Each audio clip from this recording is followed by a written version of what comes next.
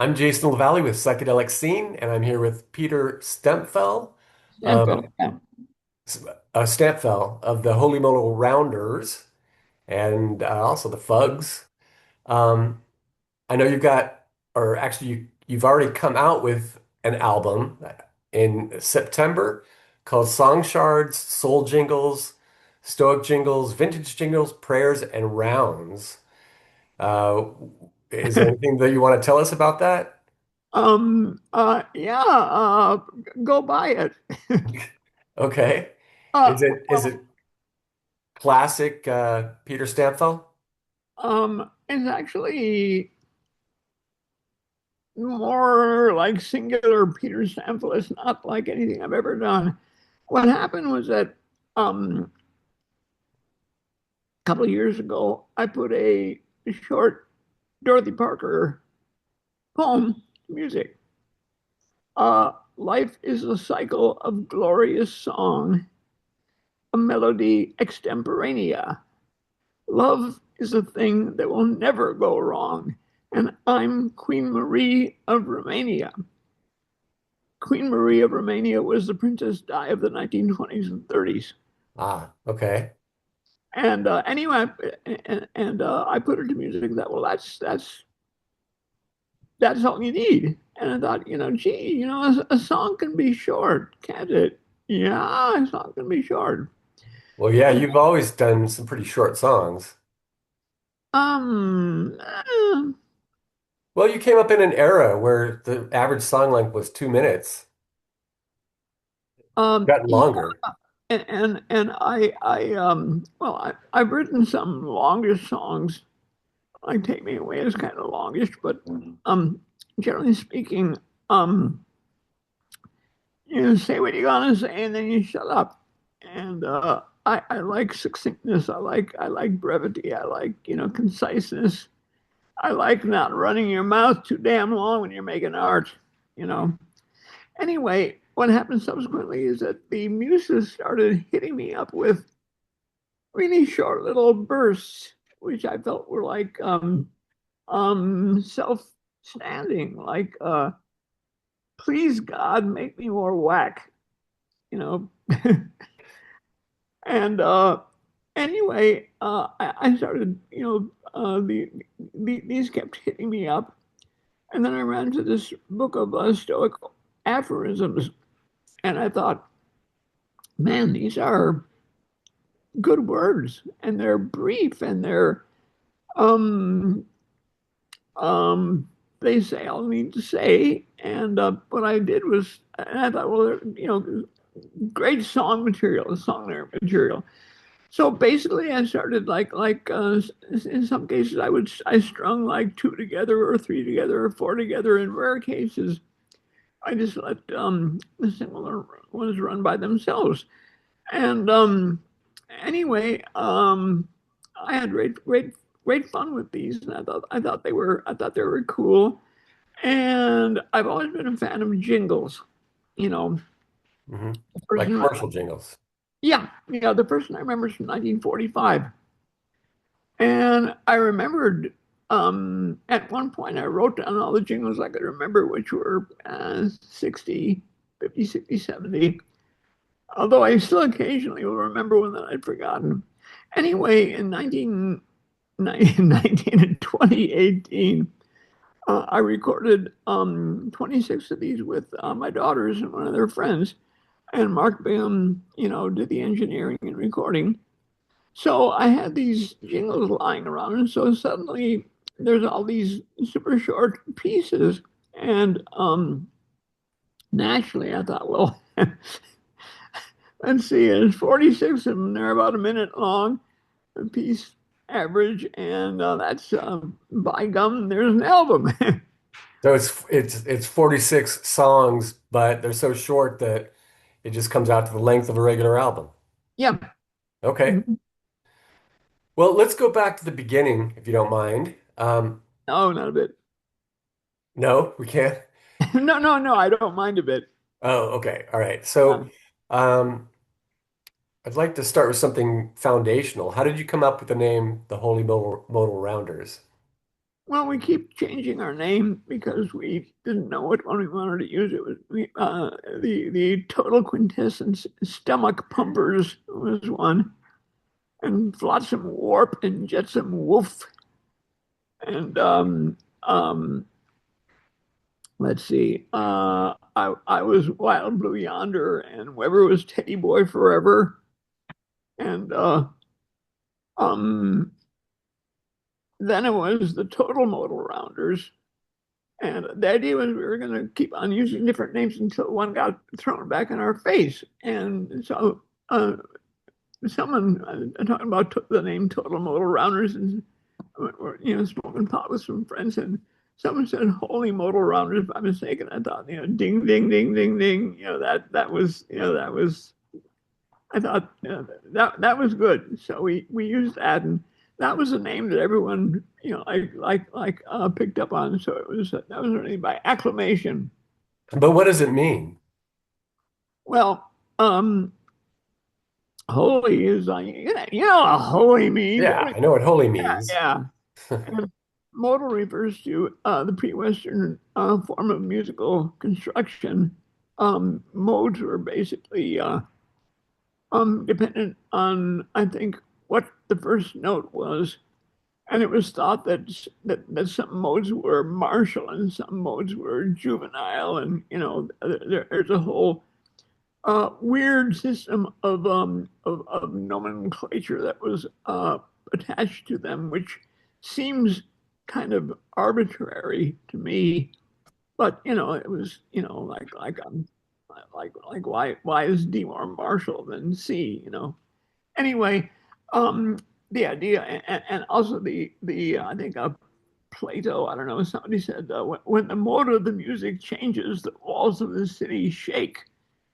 And I thought that was like going back to I mean, like Orpheus allegedly just playing his damn harp could make rocks dance, you know, allegedly. I'm doubtful, but who knows? People had strange powers in bygone days. Anyway, so modal like had this nice sort of like ancient, powerful ancient meaning, and and holy, of course.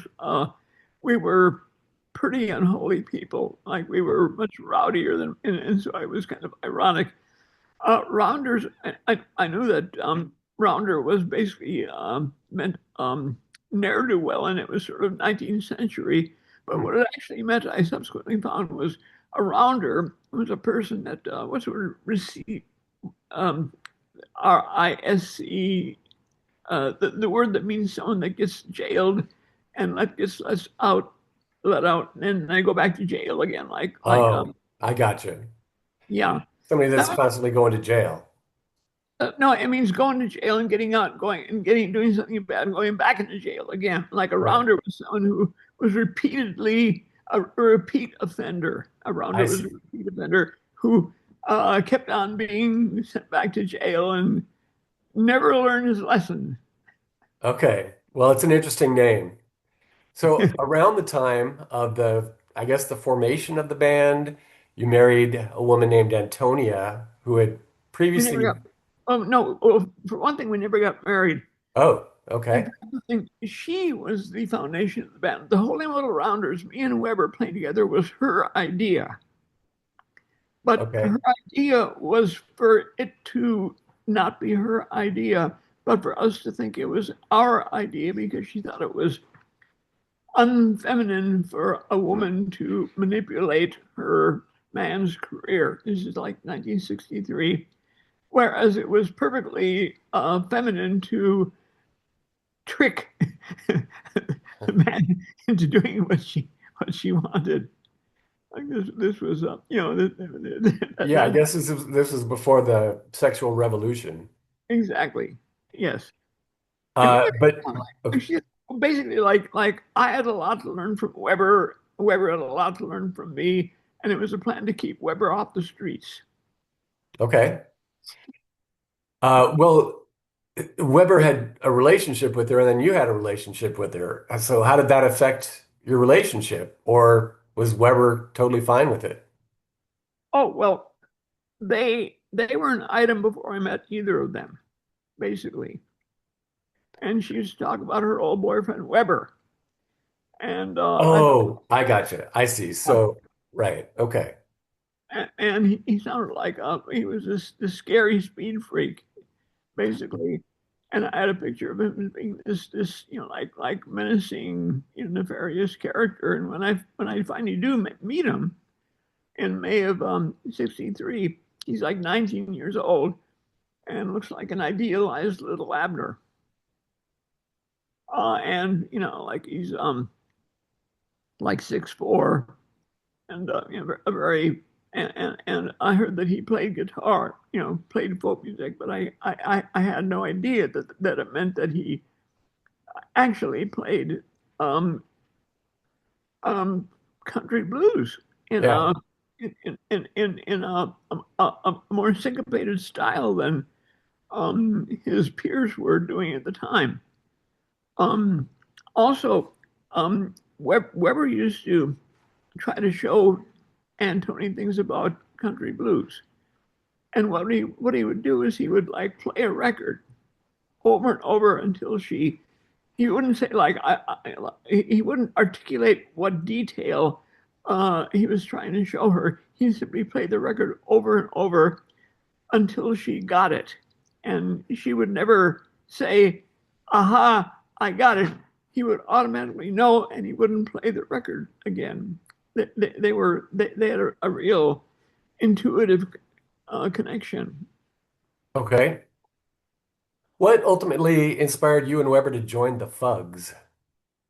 Oh, when Weber came up one day and said, "Hey, you should hear Weber and Thule." This formed a group and they made up all these songs like Coca-Cola douche and Bull Tongue Clit, and I thought like, whoa, and so naturally I ran, not walked, to the Peace bookstore and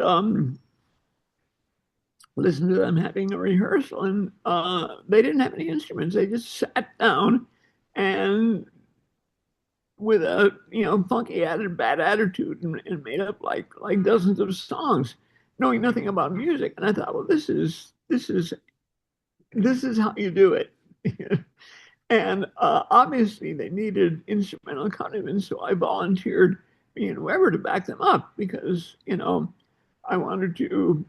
that they should be like encouraged in their endeavor in every possible way. And here we were in a position to be of great assistance. Okay. Yeah, well, the Fugs also pushed boundaries in ways a few other bands did. Oh Was yeah, there anything that the band was doing that you personally didn't want to do? excuse me. Was there anything that the Fugs were doing when you were in them that you didn't really want to go along with? Oh no, no, no. Quite the opposite. I was totally the only thing that they didn't go far enough. Like at the time, you couldn't say bad words in public. Like Lenny Bruce was actually arrested for saying "fuck" on stage. I mean, that's the Yeah. way it was back then. And so when they did like I feel like homemade shit, they did I feel like homemade yodeling, yodeling, because like even saying shit was like overly transgressive and could get you in trouble if you're like I mean, can you imagine saying shit on stage and here come the cops throwing you in jail? Yeah. I mean, No, I can't imagine that. yeah, well, they're the good old days when America was great. That's what they did. And that's why it was great. So why did you leave the Fugs? I was fed up with playing with Weber. He was going really seriously crazy.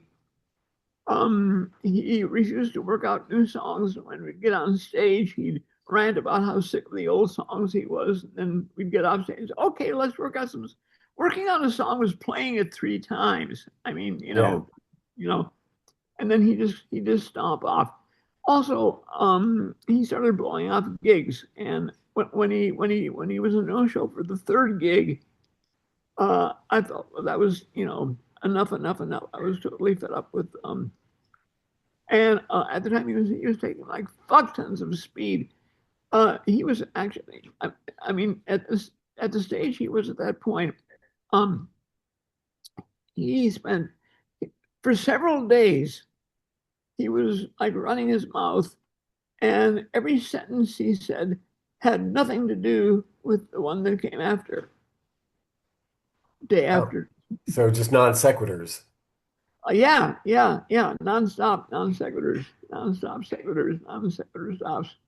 Well, I thought that the two of you left the Fugs at the same time to continue with the Holy Modal Rounders. No, no, no, no, no. I quit playing with the Fugs because I quit playing with Weber, which in retrospect I regret doing. That was like a foolish choice.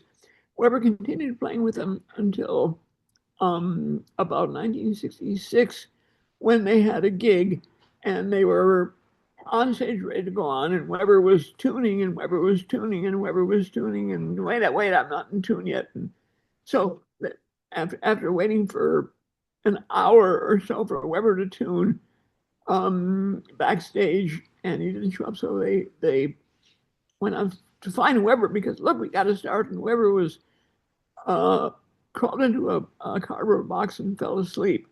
And my understanding was that was the occasion which caused the firing of Weber from the Fugs. Okay. Well, at the time, the idea of psychedelic music was still forming. How do you understand that term back then compared to how you understand it today? Well, um, I was exposed to the Smith anthology. Like I knew about old timing because of the New Lost City Ramblers. Mhm. The album came out in '58, and it made me realize that there was something that happened before bluegrass that was actually, to me, more interesting. Not as technically proficient, but much more varied and weird. So I first heard this stuff from the anthology in '59, October. And of course, the anthology had been released in 1952. Anyway, the same month, coincidentally, is my first experience with peyote. Ah, I was going to ask you about Yeah, psychedelic substances. yeah. And uh, I only realized in recent years that both the anthology and peyote gave me identical insights. One, the world was much more strange than I had realized. The world was much more weird than I had realized. And the world was much more surprising, much more interesting. And uh, weirdly, I never noticed that, the identicalness of these two impressions until, like I say, a couple of years ago. So sometimes I'm a little slow. Anyway, I really wanted to. I believed, many people believe that, gee, if only Kennedy and Khrushchev took some acid together, we would have world peace. Like a lot of people actually believe that back then. Ha ha ha. Anyway, as far as hallucinogens goes, um, when I first took peyote, uh, this guy named Barron had a coffee shop called the Dollar Sign because he was an Ayn Rand freak, okay, on, I think, 9th Street in the Lower East Side. And he sold peyote done up in double O caps. Double O caps are the biggest size caps you can swallow. And he would uh, cook a single button, peyote button, into a single cap. And he sold these caps for $1 a pop. And back then, people took rather large doses of hallucinogens. If you took a hallucinogen, it would basically be enough to keep you up for a good day or so. Mhm. Anyway, like 5 would do the trick, and I think I took 7 the first time. And Wow. yeah, and when I was alone, I was with my roommate. My roommate went to sleep, and so there I was, and I lie down and I close my eyes, and the color visions I saw were the most beautiful things I'd ever seen in my life. I mean, they were basically abstractions, and they were just moving patterns. But the intensity and sheer breathtaking beauty seemed to me to be like I heard of years later. Someone told me that their art teacher ranted about don't take hallucinogens because when he took hallucinogens, the images that he saw were so beyond what he felt he was ever capable of. He couldn't do any art for years. Wow. Anyway, but my point is that the visions that I got from psilocybin and peyote and mescaline had an aesthetic purity which LSD hallucinations did not have. LSD hallucinations tend to be interesting, but kind of insectoid and often a bit creepy. Uh, I felt that LSD, maybe because it's somewhat of a artificial substance, is it? I don't know. Um, has a basic aesthetic lacking in the forms that it inspires. Then again, that's just me. I never had horrible LSD visions, or scary ones. And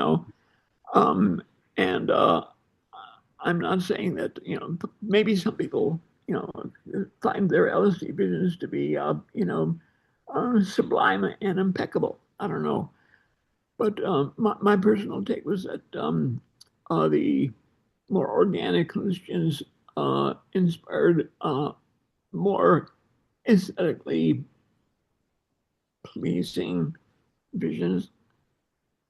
Like I say, this could well be a personal quirk of mine. Yeah. But you felt that the peyote gave you the better visions? Oh, yeah, absolutely. Peyote and psilocybin, absolutely. Yes, yes. Okay.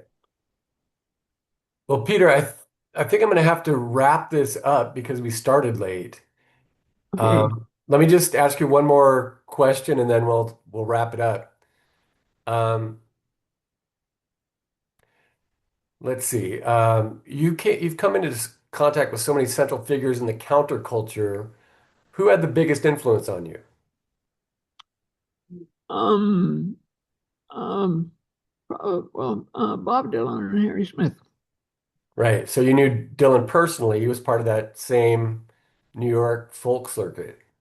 Yeah, I met him in 1961. Uh-huh. He crashed at my pad for a week, in fact. Oh, wow. Yeah. And who was the other person? Harry Smith, Barry Smith. And who was that? the Harry Smith anthology guy, the anthology of American folk music. Okay. That's what I heard. It came out in 1962. It was a compilation of about 80 something 78 RPM records from between 1926 or 7 and 1933. And it's the first time that someone collected the old 78s in LP format. There were 6 LPs, was the whole set. And it's the first place I heard the Carter Family, Charlie Patton, Charlie Poole, shape note singing, Cajun music, Uncle Dave Macon, um, Mississippi John Hurt, country blues. It was my basic exposure to what Greil Marcus described as the old weird America. And I basically, and when I heard this mythology, I thought, well, that's what I got to do. I got to do this kind of stuff because if I didn't do it, it was going to die. People would forget it.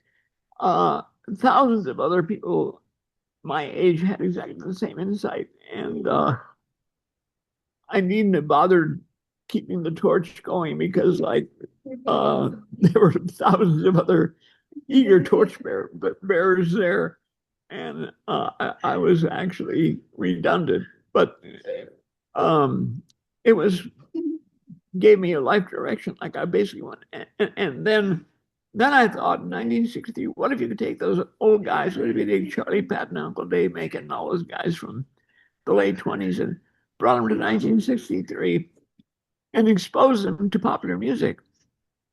This is before the Beatles hit, Right. but popular music had gotten back on its track in 1962. Like I, rock and roll hit me in 1956. And by 1959, they arrested Chuck Berry, they banned Jerry Lee Lewis from marrying his 13-year-old cousin. Presley gets drafted, Little Richard joins the Yep. church, Buddy Holly gets killed in a plane crash, and the Italian mob couldn't stand all these teenage girls, like screaming at these black guys. What we needed a bunch of young Italian kids singing this rock and roll stuff, Bobby V and Bobby Rydell and Bobby and Bibbly Bobbly Boo. Yeah. And anyway, so I was very. It's like all these massive forces were trying to destroy rock and roll, and but there was no product. Just like these weird bad coincidences. But by 1962, the Beatles had their first hit, the Stones formed, the Beach Boys hit, golden age of girl groups, and Phil Spector, Dylan's first album. The pop charts were like mostly amazing stuff again. And my thought was like combining like that stuff with old timey was a much more interesting idea than trying to replicate the old songs in the old style, which I had previously been doing. I felt that the proper way to pay tribute to this music was to, like copy it as closely as possible and do it like the old guys did it. But the idea of combining with like rock and roll was much more interesting, and that's basically the direction which I tried to do. Like people ask what kind of music you play for years, and I finally came up. I play paleo hillbilly swamp rock, informed by the Great American Songbook. Is basically what what I'm attempting to do. Well, cool. So you've got the new album out called Song Shards, Soul Jingles, Stoic. Song shards, stoic jingles, soul jingles, vintage jingles, prayers and rounds. All right. And Yeah. how can people purchase it if they want? Go to Jalopy Records. Jalopy Records? Okay. I'll put the link to that in the Please do. text of the article. Great. Thank you. All right, Peter. Well, thank you so much for your time today. I really appreciate it. It was great meeting you. Okay, I'm sorry I got the time wrong.